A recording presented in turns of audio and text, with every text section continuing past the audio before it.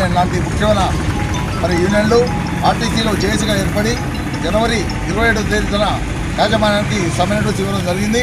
దాని తర్వాత యాజమాన్యం నుంచి కానీ ప్రభుత్వం నుంచి కానీ ఎలాంటి స్పందన లేకుండా ఇంతవరకు యూనియన్ను ఆహ్వానించి చర్చ చేసుకోవడం వల్ల దానికి నిరసనగా మేము ఈరోజు హైదరాబాద్లోని లేబర్ కమిషన్ ఆఫీస్ వద్ద అంజయ్ భవన్ వద్ద ఈరోజు సమ్మె తేదీ ప్రకటించడానికి సిద్ధంగా మేము ఈరోజు సమావేశం ఏర్పాటు చేసుకున్నాము. ఈ సమావేశానికి సూర్యాపేట డివిజన్ తరపు నుంచి అత్యధిక సంఖ్యలో ఆర్టీసీ ఉద్యోగులు పాల్గొంటున్నారు.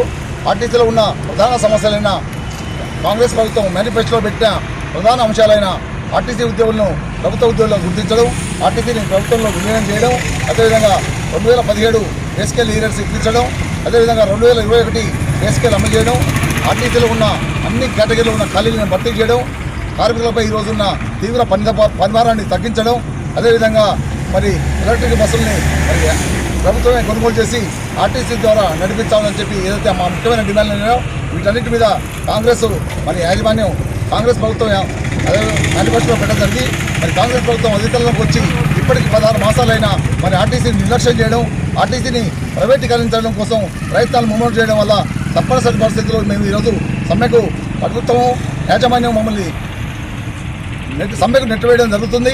ఈ పద్ధతి మంచిది కాదు. ఇప్పటికైనా ప్రభుత్వం ఆర్టీసీ ఉద్యోగులపై ఉన్న సానుకూలంగా స్పందించి ఈ సమ్మెను విరమింప చేయడానికి యాజమాన్యం ప్రభుత్వం నిర్ణయం తీసుకోవాల్సిందిగా మీ ద్వారా గౌరవ రేవంత్ రెడ్డి ముఖ్యమంత్రి గారిని, అదేవిధంగా మా గౌరవనీయులు పెద్దలు మా ఎండి సజ్జనారాయణ గారిని పత్రికాముఖంగా విన్నవించుకుంటాం. Thank you. RTC JAC RTC కార్మికులపై పనిభారాన్ని, ఆర్టీసీపై పనిభారాన్ని, ఆర్టీసీ ఉద్యోగులపై పనిభారాన్ని, ఆర్టీసీలో ఉద్యోగ భద్రత, ఆర్టీసీ ప్రభుత్వంలో విలీనం చేయడం. చూసుకుంటే అట్లా రైట్ అట్లా అట్లా ఎక్కి మళ్ళీ దిగరాదు ఏముంది వీడియో కోసం ఎక్కురే అట్లా ఎక్కురే నగరకల్లా కూడా ఇస్తుంది. నగరకల్లా టాటా బిర్లా ఉద్యోగులుగా